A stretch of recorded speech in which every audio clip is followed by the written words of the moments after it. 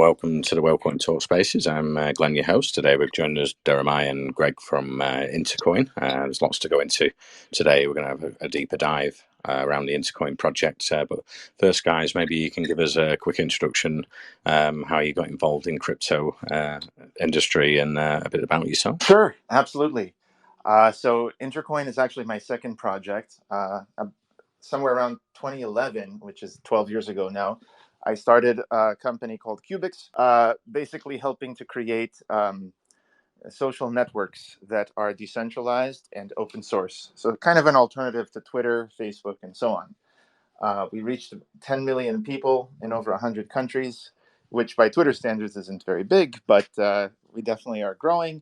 And then 5 years ago, we spun out this thing called Intercoin, basically because over the years, smart contract technology had really taken off. Web3, blockchains, and we saw a use for it that went beyond even the decentralization we already did. So the decentralization we did was like, okay, if you know WordPress, so you can host it on your own server of your choice, right? As opposed to like Twitter, where you won't be able to even download this recording of this Twitter space so easily. And so giving the tools to everybody was step one. But then step two was actually, hey, if we could go beyond that and allow the infrastructure to be run by thousands of computers around the world, having them secure the blockchain, secure value, and things. I'll get into it later, but there are a lot of valuable things beyond just money. There's elections, governance, there's all kinds of roles that people have, and so on. So we wanted to make it global. We wanted to increase exposure to people around the world, able to contribute to your project. And so Intercoin was sort of an offshoot. And so qbix plus Intercoin is like Web 2 plus Web 3. It became Web 5, which is what Jack Dorsey calls his project too. So that's kind of, in a nutshell, the evolution of how we got here. Okay, great, Greg. I can't see Deremiah up yet, so I'll keep an eye out for that. I'll ask you, let's start with how did the idea of Intercoin come about and what inspired you to create a decentralized system for communities? After graduating from college and grad school, I got into programming and I started to work as a Facebook app developer. And so my co-founder and I, we were both kind of building apps for Facebook, and we quickly found out that Facebook would pull the rug from under people. The developers were hit first, and then later, the wider public started to realize, hey, they can do whatever they want. And that's the thing, right? These big corporations can deploy whatever they want anytime. They can switch it up. I mean, you saw the changes on Twitter when Elon Musk took over, right? And so it's kind of like, imagine our public forums that we use for all kinds of discussion and democracy being owned and controlled by a few people, right? And so there has to be some sort of alternative. Now, Web3 provides sort of an alternative that's, a backend type of thing. It's kind of geeky. It's like a database, right? And so it hasn't caught on as much as the Web 2. And Web 2 is like, what we're doing now, communicating, collaborating, sharing, just social media. And so there had to be an alternative for that. And no one was building it. So we said, okay, we're going to step up and we're going to build it. And it turns out it's really hard and it took years. So we're pretty much the only game in town. If you wanted to have an alternative that's full-fledged, you could have your own Twitter space running on your own server, and you can never be deplatformed. So that's how it kind of came about, is like, hey, we're building this software anyway. Unlike everyone else that tries to own the infrastructure, extract rents from the ecosystem, why don't we give it to the world, just like WordPress, and maybe own like 5% of it, like WordPress.com. Still worth billions of dollars, but not, $1 trillion. So that's basically the idea. Okay, awesome, Greg. And I was reading in the white paper, Intercoin is looking into universal basic income on a sort of general level. I was wondering what you think of universal basic income, its advantages, disadvantages. I know Finland's been using it to great effect, where people have got more free time to go back to school or to be more creative in that aspect. And Scandinavian countries have been trialing it. How do you sort of as well see that incorporated into Intercoin in the future, UBI, and how do you see that expanding in the future? Absolutely. So what people refer to as universal basic income is just one example of just putting the currency in the hands of the consumers, right? The people are going to spend that currency on some goods and services. Now, if Intercoin project, one of the main use cases is you could release your own currency. Intercoin lets you release your own NFTs. Intercoin lets you release your own contests, auctions, all kinds of things. So one of those things is your own currency. And it's actually kind of cool because having your own app and then inside it having your own currency allows the community to be rewarded. So like, for example, if they invite someone and that someone purchases a bunch of your tokens and uses them, maybe you could get a commission for that. So you're incentivized. If you go on a cruise ship and you have an onboard currency that you use, and then you come home with some of it, well, the cruise ship company could just say, okay, if you give it to your neighbors and they go on the cruise, right, we'll count it as 2x for the new people. And so get them on the ship. Maybe they have $50 that they can spend now on board, and they'll probably wind up spending much more. And so the idea of a UBI is how do you get the currency in the hands of your members? And we're not into state coercion or anything like this. It's all voluntary. The same as like you choose to use MasterCard and Visa, like you don't have to use them. The merchant doesn't have to accept them, right? But many people choose to do it even though they pay 3% transaction fee on every transaction. And that's the point, is that if the community was able to run its own currency as opposed to the banks, which right now we use the banking system to issue currency. Most of the credit money that we use actually comes from banks. I can get into that. And so we'd like to make this alternative system where anyone can release their own local currency. It could be a town. It could be a casino, like they already have chips. So that's an example of a currency. And then they basically manage how much of it there is. On the one hand, they can print some of it, give it to their members in exchange for logging in every day, encouraging them to take certain helpful actions. On the other hand, they can take it away for taxes and fees. If it's a town, they can have toll roads and many other things that they can charge for, right? And therefore take the money out of circulation. So it's a complete alternative to the current monetary system. It's not designed to simply abolish the current monetary system, just to exist alongside it as a complementary currency.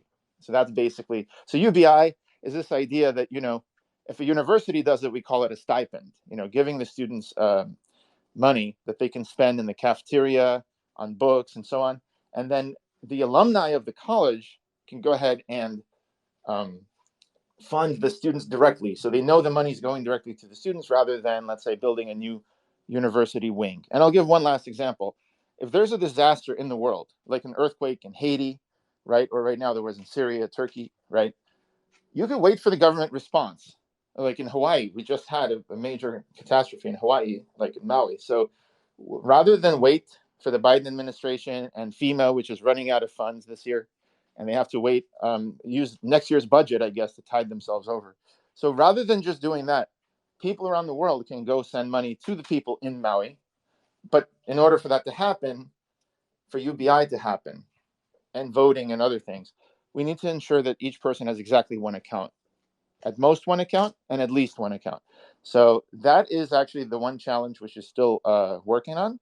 And that's what the community would have to do, is to get adoption within their own community. But if they do, suddenly they get access to the whole world. The world can donate to them. The world can help them out. And also they can trade with the world using Intercoin. So that's basically the idea. Awesome, Gregory. That was one of my questions. How do you envision the role of Intercoin in emergency situations such as natural disasters or economic crises where communities need to quickly mobilize resources? We can maybe go more in depth into that shortly. I think I've got Deremiah up. I don't know if you want to give a quick introduction or we can carry on with the questions. No, I'm just great. Can you hear me? Yeah, you're coming through, Deremiah. Okay, just wanted to make sure. But no, I'm just glad to be on the show with Greg. I mean, we've done a lot of work and we've put in a lot of time and energy towards our program, and we are bringing plenty of value for what is going on today in the crypto space. So I just wanted to share that I work alongside Greg, and we have really put in a lot of effort to make sure that we're bringing tremendous value to what's going on today in the blockchain. Awesome. And yeah, I don't know if you want to touch on that, Greg, about how do you envision the role of Intercoin in emergency situations such as natural disasters or economic crises where communities need to quickly mobilize the resources? How can Intercoin help with that and mobilize a lot quicker than, like you were saying, governments? Right.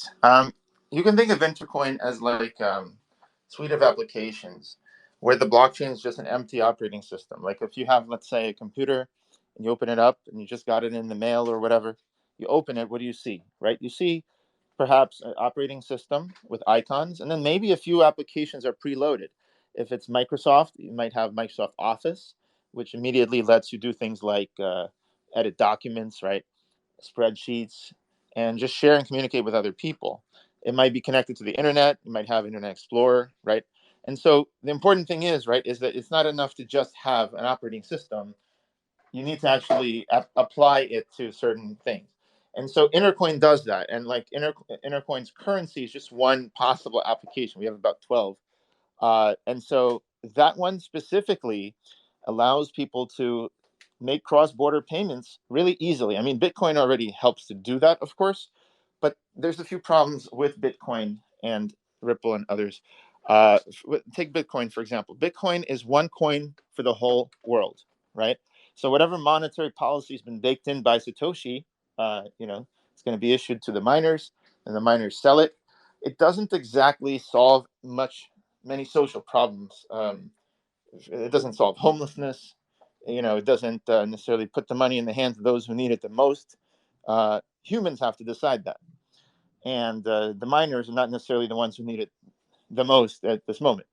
And so Intercoin would allow people from around the world to go and invest in a community, to maybe donate simply without expecting anything in return for community. All of these are possible options. If you are a university graduate, you know how the university calls you and says, hey, can you donate? The alumni network has somebody calling an undergrad, maybe saying, hey, can you give me $20 for give me your credit card, we'll charge $20. That is such a low bar. And still people are like, I'm not sure I want to do this. They don't pick up the phone. But what if like the university had an app and all the alumni that graduated would be on that app, right? Then they can connect with each other. They'd feel the university provided them with something rather than asking them for something. And when the time came to sponsor some initiative or just simply sponsor the average student, they might do that, and they might actually put a recurring $20 every week. So the idea is that if you make it easy and you make people feel like they're part of something, then when the time comes, they'll actually help. Now, on a global scale, it also might take a disaster for people to wake up and say, okay, we need to divert money here right now and help these people. And so one of the things that Intercoin is trying to do, and I'm trying to do with qbix and Intercoin, my two companies, is provide the alternatives, the technologically based alternatives to what we've normally had with the states, the governments and state governments and the federal governments, because again, that worked for millennia, right? When we didn't have computers, we didn't have the internet, we didn't have blockchain. But now that we do have blockchain, can we reinvent and reimagine perhaps an alternative system and also alternative to the banks? Again, I want to emphasize, these things exist. They exist in towns like Ithaca, New York, with Ithaca Hours. They exist in Bristol, England, with Bristol Pounds. So they do have their own currencies. And it still may be considered a bank in the sense that it's a local bank. But the idea is that with this programmable computer, right, the world computer, as Vitalik calls it, what can we put on it? What kind of applications can we put on it that people actually could use? And, this is what I'm going to be reaching out to Vitalik to talk about. It's like, he's been at this for years. What has the community built, really? They've built ways to transact, sort of try to do like zero-sum games where somebody wins, but then somebody else loses. Maybe it's a token that they invested early or late, and they took the money of the people who invested near the top. Or maybe it's a loan, but where does the yield come from, right? It comes from, there's financing, that's true. But we can go way beyond that. We can have governance. We could have decision-making. We can collect money around the world for disasters. And all of this has to be seamless. It has to be easy. And honestly, it has to be social. And that's the main thing, because right now, most Ethereum applications most blockchain applications are just not social. So like Uniswap is I'm transacting with a bot, right? The market maker, the automated market maker. And like all of these protocols are sort of not really social. So we said, what if it could be social? If it could be user friendly? And what if we could interconnect all communities in the world? Well, that is the path that the computer took. The personal computer went from being something you wouldn't touch with a long foot pole because it was only for work. It didn't have the internet. It wasn't user friendly. It was text mode. Most people didn't know how to use that. And then it went from that to being super addictive, and everyone's on it all the time and glued to it. What changed were these three things: ease of use, interconnection with the internet, so you could achieve a lot more than just your computer, and social, the ability to connect with other people and be part of something larger than just trading with a bot. So those are the things that we're trying to bring with Intercoin, and helping after disaster is just one example of where it could really help people. Awesome, Gregory. Like you mentioned there, yeah, Bristol tried a local currency. I think Preston's tried it with their local businesses, to grow crops, to manufacture things locally. I mean, is there an environmental aspect to Intercoin as well? Are you looking to keep things local, to help people locally, and not sort of, moving goods around the world for huge, cost to the environment? I believe so. We're not trying to solve everything at once, but certainly if you have a local community, you should keep things as local as possible, therefore strengthening the community. For example, a lot of times if you have a global currency like US dollar, people will just buy things that are manufactured really far away. And even they're so, I would say, we've gotten so lazy and addicted to instant gratification that we don't clean a spoon. We would go and get a plastic spoon that was, shipped in a big container with a lot of other spoons, maybe from China. And so never mind the plastic pollution and all this other stuff, and it's not biodegradable. And obviously we do need a more sustainable world. And that's certainly true. And also the cost of transporting all these things but I'm talking also about the local community. So throughout history, the top travelers in the world, like Mozart would travel, right? Traveling musicians, Casanova would travel. These people don't even hold a candle to how much the average person travels today just to go to work, to sit in a chair and go back, right? They call it commuting to work. And it used to be the cities were the place that nobody wanted to live because it was all soot and dirt, and like people who worked in the city walked to work, right? Today, it's like prestigious to live in the city because sort of the cities got cleaned up. Everybody's sort of living outside of the city and, commuting to the city if they're the working class. And so this is the thing is like, think about all that transportation, all that fuel that's essentially wasted and just getting people to their destination. With the pandemic, we actually saw a silver lining. A lot of terrible things during the pandemic, but one cool thing is that people realized, hey, wait a second, I could work from home. And the businesses happen to suddenly have to give them that choice. And many people don't want to go back now. There's unions, right? I forgot which companies, but they're like, we don't want to go back. Like, we'll actually work part-time rather than work full-time if it means working from home. So the once people got a taste of this, they realized that, hey, the world's different now. Technology allows people to do things they weren't able to do before.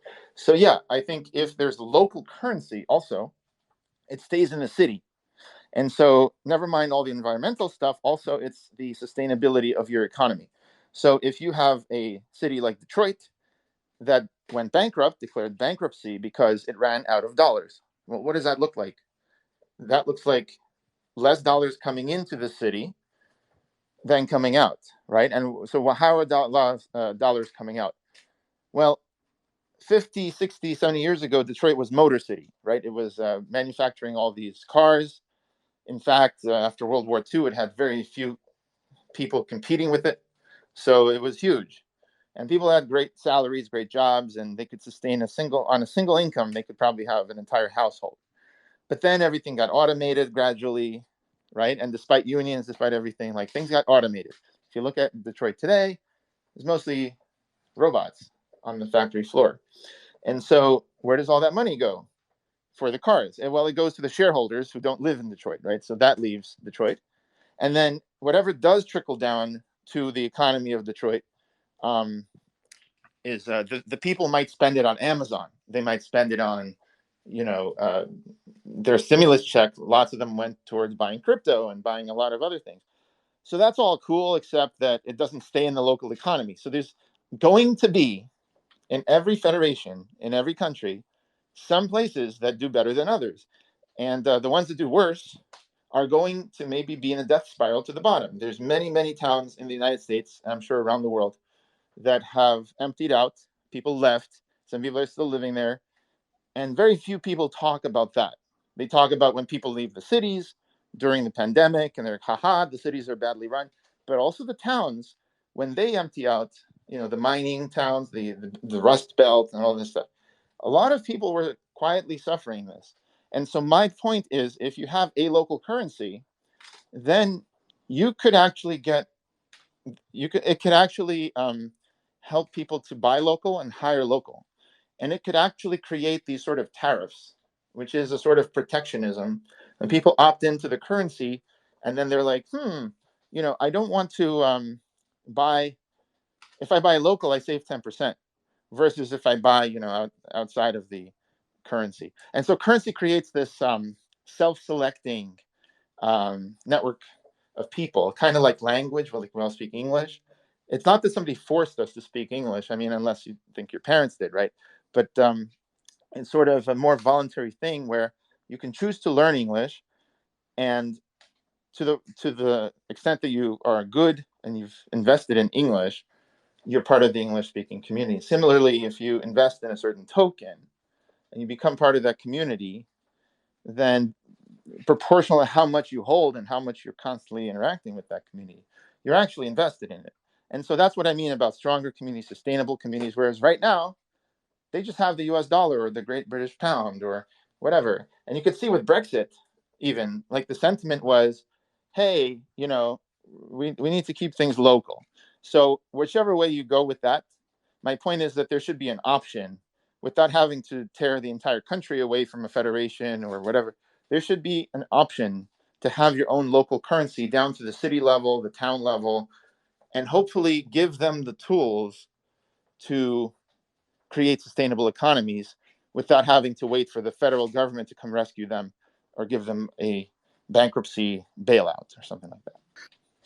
Definitely, Greg. And so these local community currencies, how are they sort of, economically stable? So they're not inflationary, or are they deflationary? How does it sort of work compared to like fiat currencies, like the reserve currency, US dollar, and many Western countries and developing countries in debt to the dollar and have massive debts? How are you sort of incorporating that into Intercoin local community currencies? How does it work? So if people listening click on the stuff I've linked to at the top, they include some of the stuff which I'm talking about, and it goes into further detail. So I'll give you the broad strokes, but if you want to learn more, just click the links. And also, I should say that anybody here, like if you have a community yourself or you want to build a community around yourself, contact us, because like literally we could get you your own app, your own currency, and help you to get on the path to other people sort of being motivated and incentivized to help you and your brand.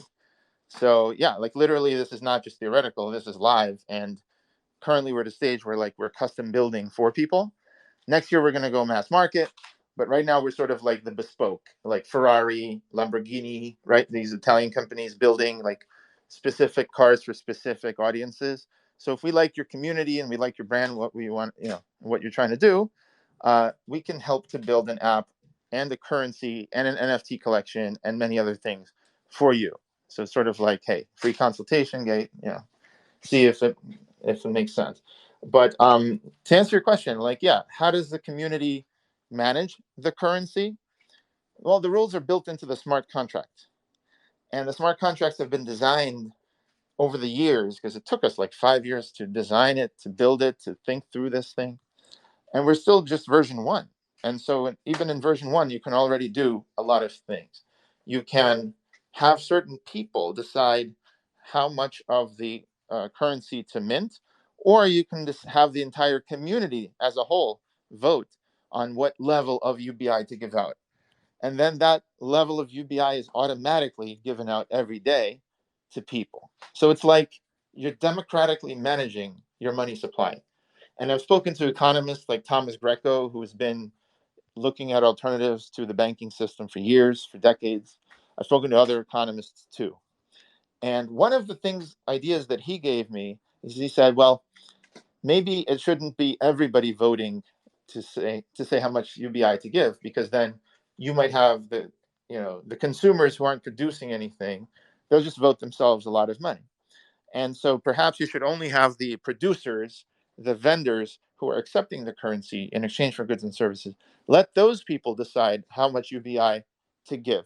Because frankly, a community that has money could be a much more prosperous community. So for example, if Detroit runs out of money, US dollars, and there's a leak somewhere, the plumber could fix it, but he's not going to, because just they don't have enough money to pay him in US dollars. But if like there's a UBI, and then people can pool their resources and say, okay, we got to fix this leak, we use the local coin. And so what's the plumber do with the local coin? Well, he could just hire a local piano teacher, or buy some local food, or hire someone local also. Maybe he'll delegate and pay his employees in the coin. And so the idea is to create these self-sustaining cycles of money. And that's another economist I spoke to. Basically talks about how you can start a money supply by creating these cycles. For example, a business pays their employees part of their salary, they start to take in this local coin. Perhaps they get a bonus if they do that, right? And then they go ahead and then spend the local coin at participating businesses who also start accepting the coin. Next thing you know, a lot of the economy is starting to become self-contained. These cycles are contained entirely within the economy. They don't go outside of it. So that's the idea of like giving the tools. But again, all of this, as you could see, is highly complex. And I haven't even touched on the legal and regulatory aspects of issuing a currency. So yeah, Intercoin has to deal with technological, economic, and regulatory issues. And that's what we've been doing. And that's why our advisors, are from all over the place, including having worked at the SEC and written the regulations there. So that's basically where we come in. And hopefully we can help any community focus on doing what they do. And we'll take care of those three things: tech, economic, and regulatory consultations. Okay, great. Let's dive into that. Yeah, I was going to ask, with many cryptocurrencies facing challenges in mainstream adoption, how does Intercoin plan to overcome these barriers, especially in regions with strict regulatory frameworks? There's a few countries that have banned the use of cryptocurrencies for payment outright. The most recent, I think, was Russia just a few months ago. Then also Qatar earlier this year, and China a couple of years ago. So these countries, they see cryptocurrency as a threat to their local monetary system, especially at a time, like for example, Russia, they're in the midst of what they call the special military operation or war, and so you can imagine, and sanctions and everything. So I can understand them being concerned, but then there's also Qatar. China also has a very strong grip on their economy by the government. So these countries are very hard to sort of start with, right? You want to start in places where people can create their alternative currencies, like, for example, in the UK, right? Like the US and many other places in the world. Also, it's even with these laws, there is a gray area, even in these countries that I mentioned, about online communities, right? So if you're part of an online community like Second Life, and you have like a currency in there, who is to say that the transaction happens within a country, right? It happens online. And so it could be that Wikipedia and other thinking ahead, other sites, other networks can have their own currency, like Wikipedia coin. So imagine getting Wikipedia coin every time you make helpful edits and the community likes it. And the more likes you get, the more they send coins your way, right, from their UBI. And then you can get coins, and it's not like free for them to like something. They actually have to send you their coins. On the other hand, if you go ahead and vandalize a page, there can be due process convened. Okay, you've definitely harmed this page and so on. You could lose a lot of coins, and so that prevents you from doing a lot of harm at scale, right? You could vandalize, and by making these changes, you spend coins, right? And if people like your changes, you get the coins back. But if you you put coins at stake, and if like people say no, this is terrible, you lose those coins. And so you can have these online communities all of a sudden figure out how to become sustainable within themselves, and it becomes very, very important because now we have ChatGPT, we have bots, and even Elon Musk, right? This site, Twitter, has said basically, I got to charge people monthly, and Facebook is going to start charging people monthly to prevent bots. Or Meta will start charging people for something, for a check mark at least, or whatever. And so the idea is, look, in small local communities, there is a currency called reputation. It's informal, but we sort of keep track of like who has bad reputation, who has done really good things with good reputation. This is what it's been like in many traditional societies. But as we moved into large communities, in the real world, that's called cities, countries. Online, it's basically the big tech monopolies and oligopoly. In that context, everyone's a stranger to you. Like every other tweet you see is from a person you've never seen before, and you're not going to keep all the reputations in your head. And so there can be a currency, and we've done this. I can put a link to the Twitternomics, where we reinvent Twitter's economics. What would Twitter look like if it had a currency? And so, the idea is, again, to promote very helpful and liked content, and to say, or maybe truthful content, for example, and charge tokens, take away tokens if people lie or defame someone, or worse. So basically, if you have your own website, if you have your own GitHub project or some other thing, in the past it was like, well, just kind of give it away. And the gift economy worked really well. And look at Linux, look at Wikipedia, look at science. They have beat their closed counterparts, right? So Wikipedia beat Britannica and Encarta, right? They're like rounding errors. And they did this very, very quickly, like within 10 years. Voice over IP drove the cost of what we're doing now, which is broadcasting voice to hundreds of people at a time, drove the cost to almost zero. I mean, we're not paying for this. And it's very cost effective. Why? Because it was open source, and suddenly anyone could be the hub, not just AT&T. So just as an aside, the government, tried to break up AT&T. They tried to break up Bell, and they had these smaller pieces, but they still couldn't get the cost down below $1 per minute, because they had the profit motive and they wanted to own the lines. But then we have open source protocols. All of a sudden, right? The internet stack, once it got used for that same application, all of a sudden the cost went to zero or approached zero. And the reason is because suddenly everyone could provide that infrastructure.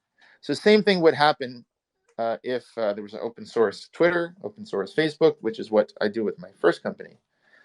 And sort of this idea, now you could monetize it, which is what we do with our second company, which is you don't have to give it away anymore. You don't have to have Wikipedia with no profit motive, which is great, by the way. Don't get me wrong. A gift economy that's free for the world is great. But now you can have your cake and eat it too. So Vitalik builds Ethereum. It's open source. People download the Ethereum client. They make a node. Everyone's free to do whatever they want. But ETH makes Vitalik a billionaire or whatever, depending on the day, right? And depending on how much he sells. And so the idea is like Vitalik got his payday, and now, like, he sold his ETH. He doesn't control the network, right? So other people can go ahead and collectively manage the network. So that's this new thing. These utility tokens are a way to finance big infrastructure projects or small projects, any size project. And then the idea is that a utility token sold once whereas Mark Zuckerberg still controls Facebook, and now Elon controls Twitter, and before that it was controlled by Jack Dorsey, right, Evan Williams, and others. So the idea is that if the way that we currently finance projects selling shares in the company, it seems to end up in a way that the Wall Street earnings calls kind of force these people to always impress Wall Street and say, well, we're extracting rents from our ecosystem, we're getting you profits.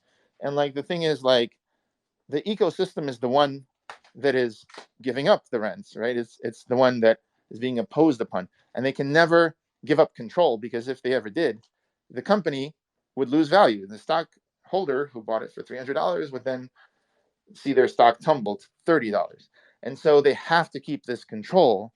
Whereas with utility tokens and other ways to monetize now, you can actually have a healthier ecosystem like Bitcoin, like Ethereum, right? Like indeed IPFS and others, where the creators do give up the coin and they sell it, and then people can trade the coin and own the network together. Greg, what's your target market, your target user, i.e. the person with the community? Yeah, I guess any community leader. So you think of like a person who wants to organize, who already probably has a community. So you think like Harvard Club, the Rotary Club, think of a small town. You can think of anyone that has Gotcha. a website. Yeah, pretty much anyone. They can tokenize their ecosystem. Our favorite is GitHub projects. Like imagine your open source project on GitHub. You could reward people in your own project's coin for doing like contributions and stuff. We should talk separately. I'll GM you. Definitely. Okay, great. That was Digital, one of our aquarium hosts. So yeah, you're welcome to talk to him at any time. And I was wondering on the security aspects, Greg, what measures have you taken to ensure the security integrity of the Intercoin platform, especially given its community-centered nature? Oh, the question. So security is always an ongoing process. Right now, see, these contracts are immutable. That's actually a feature for security. So we specifically do not want, version 1 or version 2 or whatever release to be upgradable. And that's because we see that what can happen if someone has the keys to upgrade it, or even if the community votes to upgrade it, the community doesn't really know, the security implications of the new code, right? And we've seen this happen. I think it happened with SafeMoon 2.0 or something like this, where there's a few of these besides SafeMoon, but like the community voted to upgrade it, then turns out that the upgraded thing has a bug, and then oops, bad things happen. And so you're sort of dealing with this immutable code. And so before you launch it, you want to get it certified by Certic, right, by other auditing companies that we work with. And we have partners now. By the way, some of them work for Intercoin. So we, dog food our own technology. We pay in our own coin to people.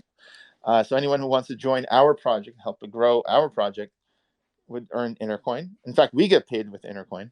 And also our clients buy Intercoin on the other side to pay for our goods and services. So it's sort of like our economy, right? Our own. And so that's what, by the way, if people thinking, oh, why should I buy the Intercoin token? Well, if you're a customer, you'd have to buy it to pay us. And if you're a speculator or a trader, you would probably buy it thinking that in the future we'll have more customers. And if this ecosystem is just getting started, then 5 years from now, who knows? The question you should be asking yourself in any project is like, well, where will they be in 5 to 10 years, right? So I'm not giving any predictions except to say that we're working hard, and we've been working for 5 years, and we have a roadmap for the next 5 years at least. So there's a lot for us to do. So back to your question of like, okay, the security. One of the beautiful things about Intercoin versus Bitcoin others is that there isn't one coin for everybody. And so if you release an NFT collection or a coin, yes, it's been audited. And yes, we've addressed all the stuff that they found, and they haven't found anything else. But it could be that something's found in 3 years. No project is totally secure. Even Bitcoin Gold and others have had, 51% attacks and many other things. So the security of Intercoin rests on first of all, the blockchain that it's deployed on. It can be deployed on Polygon. It can be deployed on Binance Smart Chain. It could be deployed on Ethereum. In fact, it's been deployed on all three. So you can get to choose, okay, I'd like to run this on Binance Smart Chain because that's where most of the liquidity is and the transaction fees are small. So you balance those two and you say, okay. Or you might say, I want to run it on Polygon because, Polygon has a better reputation. Who knows what will happen with Binance and CZ? And perhaps Binance has too much central control over the Binance Smart Chain. Who knows? I don't know what the politics there are. It's not one coin for the whole world. It's an application that you deploy for your community. And so your community doesn't have to place all its marbles into this thing on day one.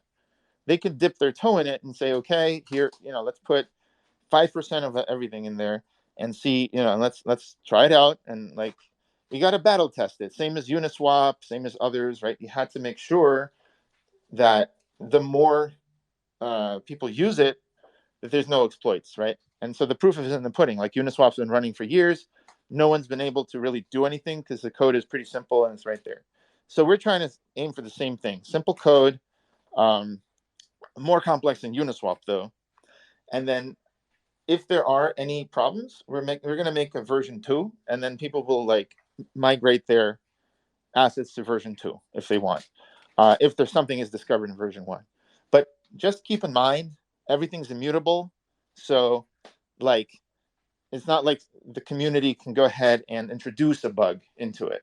The only thing you can do with these smart contracts in terms of governance is select the initial parameters. So for example, if you want to do a contest, you say the contest will have this many rounds. The first round will have 10 winners. The second round will have 5 winners. The third round will have 3 winners. And the last round will have 1 final winner. These are the prizes. These are the judges, right? So all things are decided up front. This is what it is. And that gives the community actual confidence. And it could be a worldwide community, don't know each other at all. It could be people from outside the community deciding to donate. But notice how you feel, right? When you use Uniswap, you don't think, oh, someone's going to rug pull me. This smart contract is going to rug pull me, because you know that every smart contract is identical. It comes from the same Uniswap factory as every other. So we use the factory pattern, same thing, to allow every smart contract in the Intercoin ecosystem to be that sort of identical thing. And that's what allows CertiK and others to go ahead and, you're not going to take our word for it, but we accumulate more and more and more audits even after we release the smart contract. And then they will tell you if it's secure, or if they found a vulnerability, then we release the next version. So that's basically how it all works from a security point of view. But I just want to emphasize again, the communities grow, and you don't have to place all the community's value in it on day one. You can go ahead and maybe take the roles in your community, like who is the director and who is the administrator and so on, and mint those onto the blockchain and make sure that everything is now, when you approach such a community, you see that the roles are actually deserved. Like, here is how the person got the role, because they were appointed by the director, and the director, there was an election, every year, and that's how the director became the director.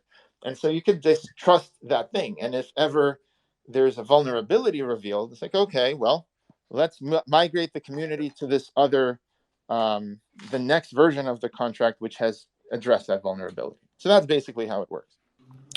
Okay, great, Greg. I'm glad you've been able to answer some questions within the questions there, because we're limited with time. I'll ask one more question, and then we can open it up to the audience on the spaces and see what they would like to ask. But I was wondering, what's your ultimate vision for Intercoin, and how do you see it reshaping the future of decentralized systems and communities? So basically, qbix, my first company, the Web2 company, I see that as reshaping the way we communicate. And there will be less, hopefully, depression among teenage girls, less suicide attempts, which I personally believe is linked to social media, because you could see the rise in it as social media rises. There's a lot of depression also among middle-aged women, for example, many of whom are taking antidepressants, at least in the United States.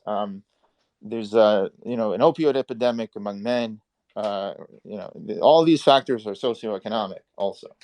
So we do need to bring back community in our culture, in our societies. We've forgotten what it's like to know our neighbors' names. Like, if you think about, you live in a big city, like you see these people once in a while as you leave your apartment. Like, what are their names? Who are they? who lives on a floor above you? So like a lot of what's going on started with this book Bowling Alone by Robert Putnam about the year 2000, and he was hopeful, but it only got worse. It's like he was saying, oh, people are bowling alone now. They're not even in leagues or anything. They're just like going out alone. And it's kind of sad, but that's true. Like technology has in some ways connected us, and we know, of course, the plight of other people around the world now, and we hear stories which previously we needed the centralized media to selectively show us what, now we could see it ourselves. So that's good, but it also divided us a lot, where we just sit at home, order in some food, order some Amazon, watch some Netflix, right? And the idea of like belonging to a community has been changed. And honestly, Facebook is largely responsible for the name changes. Like the word friend used to mean someone who could actually show up for you when you needed them, right? And maybe help you move. Well, think about all your Facebook friends today. How many of them would do that for you? What does it mean? It's just cheapened the word friend into like a Facebook friend. And similarly, liking something, oh, I like this. You don't really like it. You just press the button. And it's like, please like this. Think about that statement. Please like this. Like I either like it or I don't. Like why? so so the whole thing became very cheapened. And so Intercoin goes further. Intercoin basically could help people to create their own transactional economies, where they no longer are pushed around by large forces, whether it's the large banks, whether it's the federations. And again, I'm not here to say that they're not useful. They're extremely useful. It's all we have today. Similarly as Twitter, that's all we have. But technology seems to keep giving people the power that previously they needed institutions to give them. So, for example, personal computers, personal printers, right? You used to have to get someone to print a run of whatever it is you're doing. And in the past, you needed the imprimatur, the king's permission to print this or that thing, book or whatever. Today, you don't, because everyone has the technology to print. Similarly, today people have personal blogs. Imagine before blogs, before the internet, you needed newspapers and magazines to print something.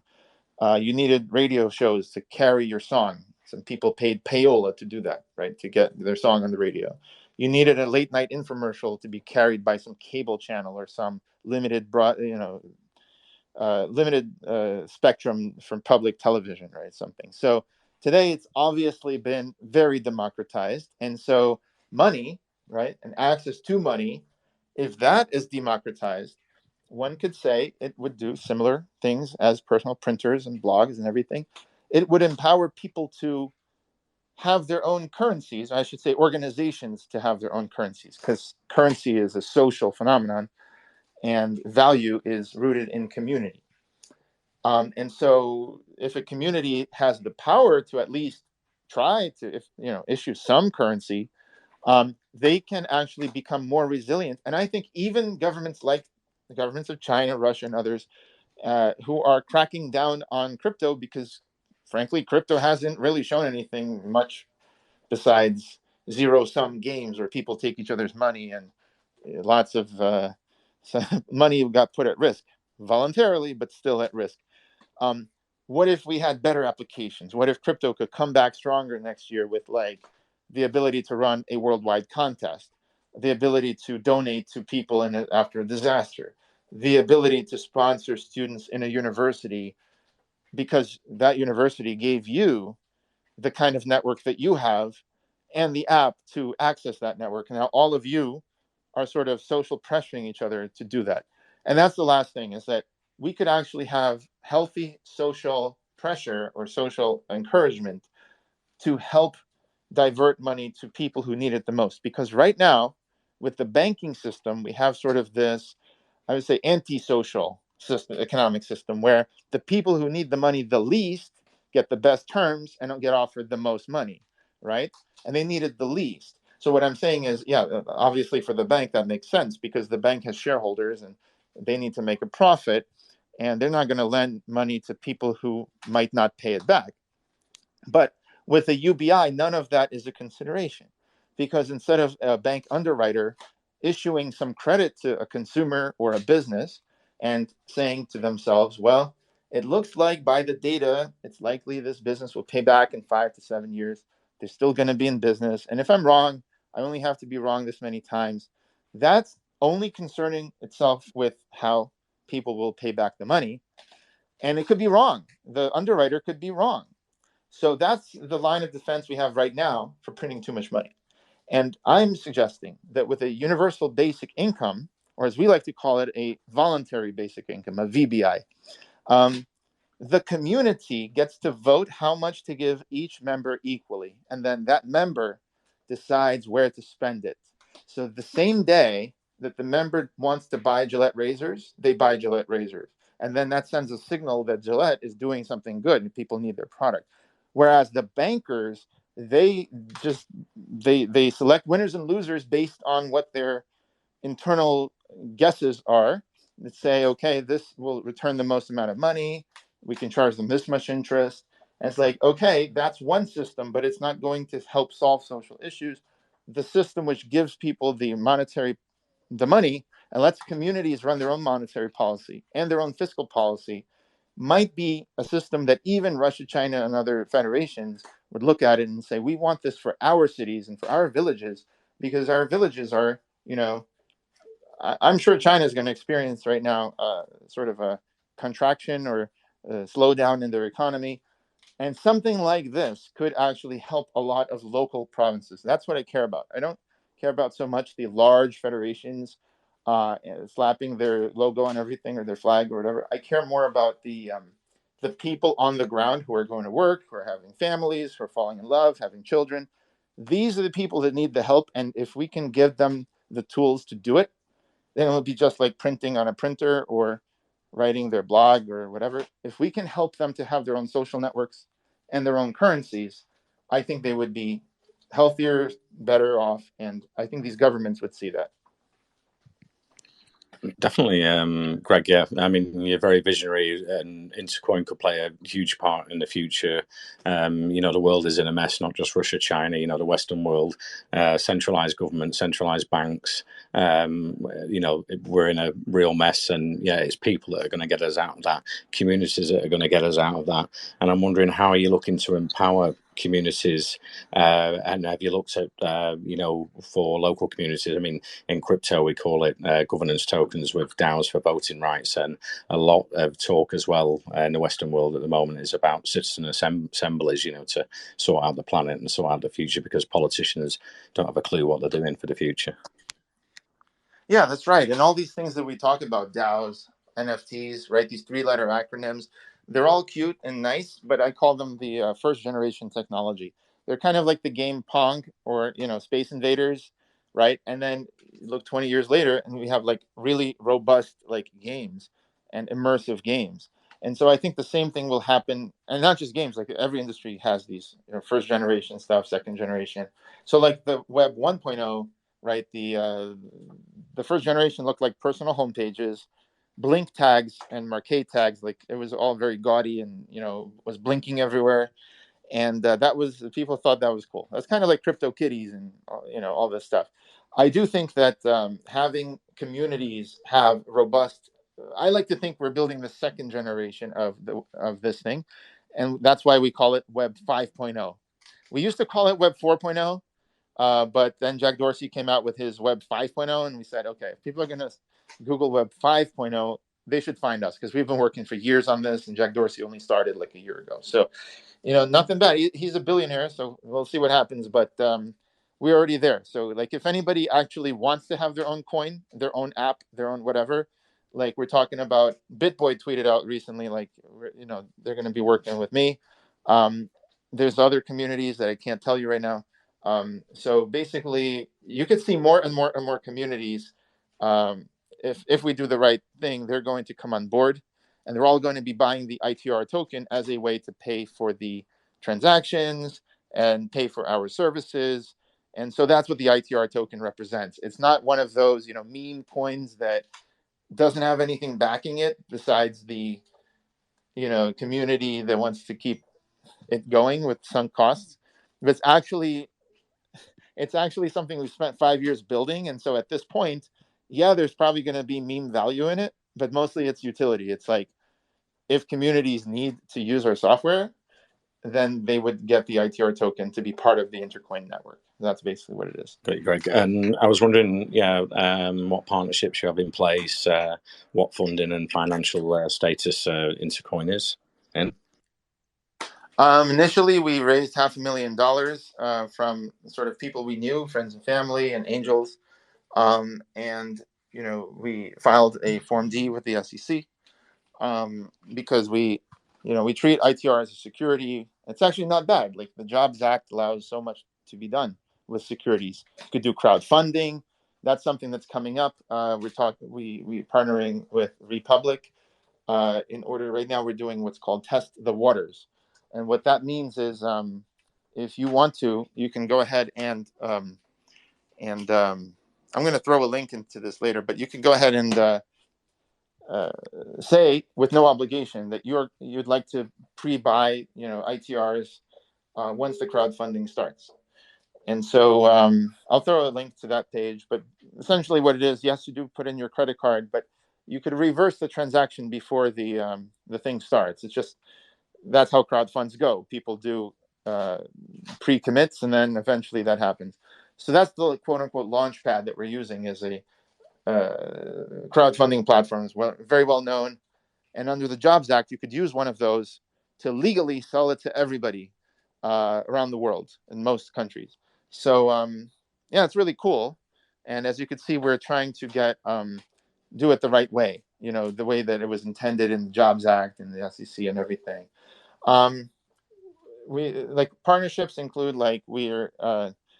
I met so many people. I met the CEO of Ready Player Me. So we're working with their software to create avatars for the communities. We have partnerships around the world with India Blockchain Alliance, for example, with the universities there. We have a lot of partnerships that we're going to announce. Also, we have the Government Blockchain Association we're working with for years, for their events, for their conferences. They have chapters around the world. They help work with communities, public-private partnerships. So we have a big network. It's just the bottleneck was we needed to have the products done. We needed to have the security audits. Now that those are coming to an end, we're going to be rolling out, like I said, first we're going to roll out to partners that we like, and just contact us. Just join community.intercoin.org, come on our show, tell us about your community.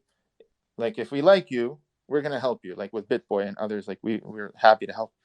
And then we'll go mass market. Next year, we're planning to go at some point mass market, which means anyone can come to the site, just like grab a widget, put it on their site, have a contest, have their currency, have whatever. If they have a GitHub project, they'll do that. But for now, it's literally contact us or you don't get it. So if you want to be among the first customers, people that have your own currency, just contact us. Just go to community.intercoin.org. It's community.intercoin.app. And just tell us what you need, and we'll go from there. Okay, great, Greg. I don't know how much time you've got left. We can extend it a bit. I've got quite a lot of hands up. I'll take a few questions from the audience. Maybe one question each. Let's see. We'll go to Asia. You had a question for Greg at Intercoin. Go ahead. Yeah, thanks, Ken. Okay, considering Intercoin's development of a payment network, I'm curious whether you have plans to develop a proprietary point of sale system, including both software and hardware devices, to enable vendors in the community to smoothly accept payments, or will your payment network be compatible with existing Web3 and Web3 point of sale systems? That's a great question. I would say in general that Visa and MasterCard did this, right? They had to actually do the work, go to all the merchants and get this done. Visa was a product of Bank of America, like way back when, and MasterCard was a bunch of banks getting together to challenge them. Today, we don't have to do that. Everyone's got a phone, so you can download an app, just like WeChat in China. You can simply pay using WeChat, scan a QR code, walk out of the store, right? A lot of the stuff is now done through QR code. You can also do NFC tags, right? Like when you tap your card on one of these things. But I would say that just load a website on your phone and you're done. You don't even need to download anything. It's like more like, okay, scan this QR code. It goes to a website. It presents a question for you on your wallet or your thing. Like, hey, would you like to pay in this currency, like this much? And you're like, yeah, sure. Scan your face, right? And you're done. So today we don't need to have sort of these things that we had in the past because the phones have security built into them. And that's how I see. Now, in China, they also tried something called pay with your face, where you just go into a store, you walk out and you scan your face. The problem with that and why they dropped it also is that like there's something called a replay attack where they can just take a picture of your face, right? Or whatever the bits of data are, and then replay that as if you are confirming with your face. That's why it's important to confirm it only on your own personal device, on your phone. So you unlock your phone, you verify on your phone, you don't verify on their infrastructure. So yeah, everyone's got their phones. There's no reason why they can't simply pay. And if there's no internet, well, they can just go on the local Wi-Fi and pay like that. So yeah, it's never really an issue. And we don't need to deploy any new hardware these days to do that. Wonderful. Thank you. Thank you so much for answering. Absolutely. Thanks for the questionation. Next, we've got Captain Levi. You had a question for Greg. Go ahead. Yeah, thanks, guys. I just wanted a community based, or Sorry, it's Derek. going to be interfee. And from my understanding so far, different different interactions or different organizations can come together one to one and interact. I don't know, in events where an organization chooses to tokenize themselves, or they become so famous that they choose to tokenize themselves, would Intercoin still be able to host them? Or would you Intercoin recommend that they go get like let's say they find a way to host themselves? I would say that with qbix, you have a choice of hosting, just like WordPress, and you could have your own app. You could choose where to host it. But when it comes to Intercoin, you typically choose a network like Polygon, a blockchain like Polygon or Binance Smart Chain, something with low transaction fees. And then you have your entire community run there. You could deploy your own blockchain, of course, like Polygon Edge has some solutions. There's so many blockchain solutions out there. But think about how are you going to interoperate with others. So if you look at the stuff I posted on the top, Intercoin X is going to be a solution for exchanging. That's what the X is for. It's an exchange between all communities on the Intercoin network. So if you're holding ITR, or later if you're holding the Intercoin X, the Intercoin X will be the reserve currency that communities use. So kind of like the dollar with the Bretton Woods system, except these are smaller communities, they aren't countries. So what happens is that if community A needs to settle with community B, every day they settle their trade balances, they can do it in this currency called Intercoin X. The difference between ITR, which is what we're doing now, and paid for goods and services and transactions, and Intercoin X is that Intercoin X hasn't come out yet. Intercoin X will be owned only by the communities themselves, and it will come into existence depending on verified economic activity in these communities. And that's important because if you look at the banks like Goldman Sachs, they have pumped and dumped all kinds of things like bread and steel, and they created bubbles and all kinds of things, which hurts the people who need the steel and need the bread.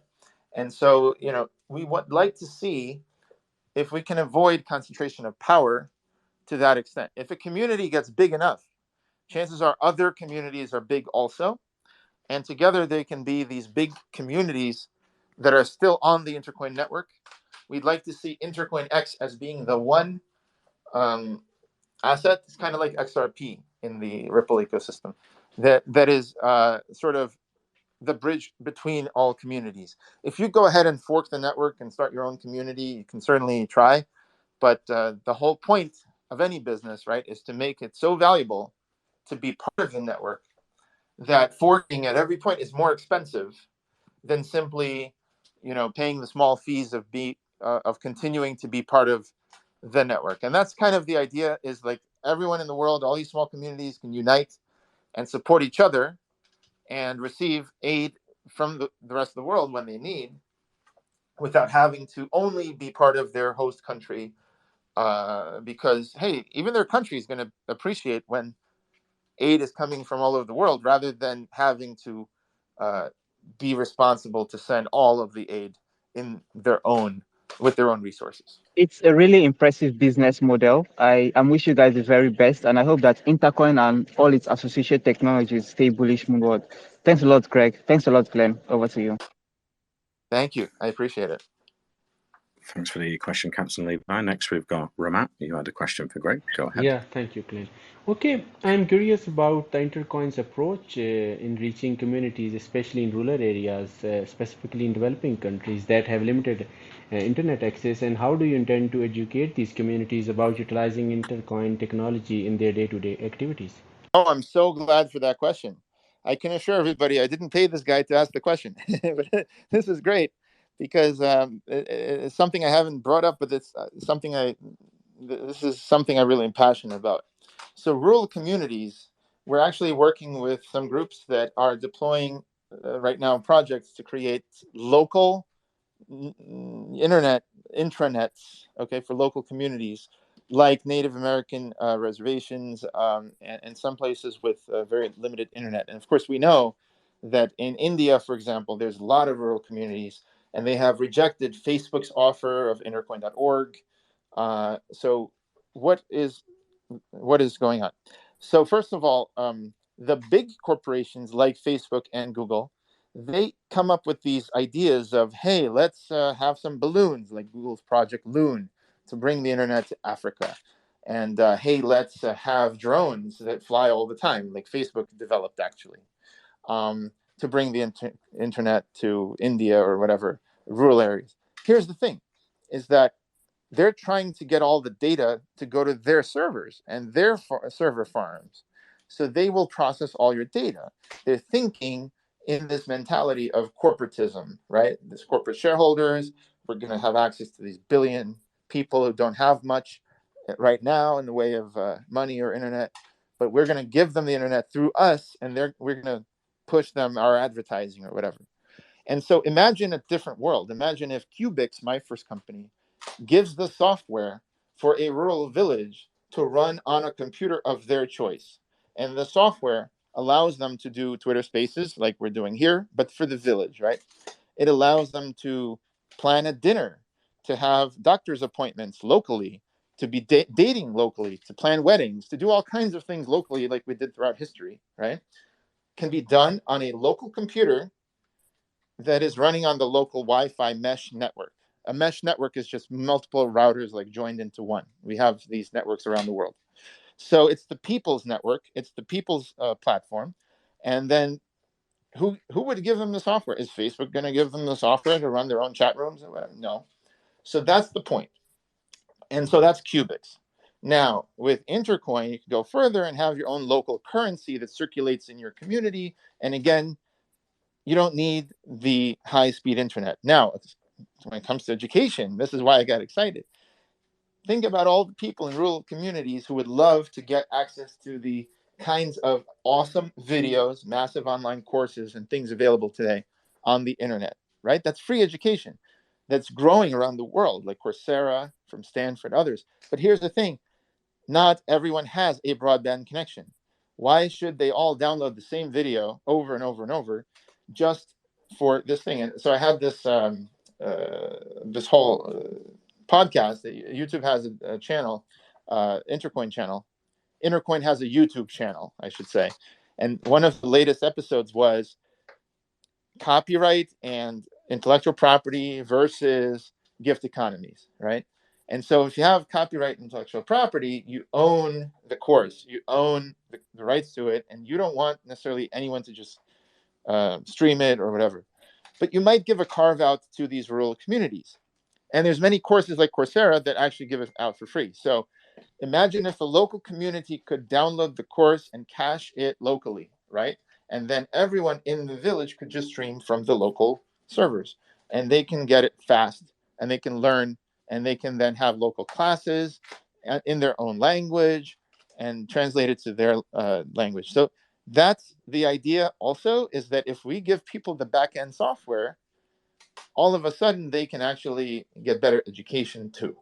And they can start to self-organize with dating, marriage, and doctor's appointments, and going to dinner, all the kinds of things that currently seem to be impossible because apparently Facebook has the software and they're not giving it to them. So does that answer your question? So basically we're helping rural communities as well. Yeah, you answered that really well, and that's really awesome. It will definitely going to help the communities in the rural areas. Thank you so much. About you, Glenn? Absolutely. One last thing I just wanted to mention, the Rohingya project. If you go to rohingyaproject.org, the guys were trying to help the Rohingya people, which have been kicked out of Myanmar because of the skirmishes and the strife there, sectarian strife. They, for example, are one of the partners where we could help create. If you go to their thing, you see the R coin, Rohingya coin, and Academy. Well, that's the kind of stuff that we can actually power with our technology. So hopefully we could help a lot of people, including them as well. Yeah, I think you guys are doing really great, and these initiatives are really awesome. And thank you so much for answering my questions as well. I love it. These were excellent questions today. Thanks for all the questions, everyone. Unfortunately, we've run out of time. It's been great speaking to Greg from Intercoin. There's a lot to dive into here. So, like we say, if you check out the website, the white paper, if you've got any questions after the spaces, I'm sure you can go and talk to the team and the socials. Whereabouts, Greg, does the community hang out? Yeah, I just want to say to everyone here, please go to community.intercoin.app and sign up. Even if you don't have a community today, it's very good to get one, to build one around yourself. We're going to take the first people that we like the most, right, and build a community for you. Going to go mass market next year. And please, if anyone here knows Vitalik or his dad, okay, put us in touch. I'm serious, out of all the people listening here, because I think this would be something that Vitalik would be interested in. And frankly, he's a hard guy to reach. So I'd be very happy if somebody would introduce us. Okay, Greg. Actually, I think we do have someone on the team that knows Vitalik's dad, or it might be Elon's dad. I'm not sure, but I'll get them in touch with you shortly. But yeah, it's been great speaking. As we say, WhaleCoin Talk Spaces, and the aquarium is for research and education. It's not financial advice. So, like we say, yeah, do your research, check out the website, white paper, and if you've got any questions after the spaces, just go over to the socials. And thanks very much for coming today. It's been great speaking, Greg. Likewise. All right. Looking forward to carrying on the conversation. Thank you, everybody.